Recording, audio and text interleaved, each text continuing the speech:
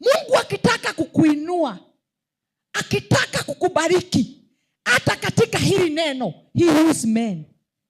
For Jeremiah anamwambia Jeremiah, even before I formed you in your mother's womb.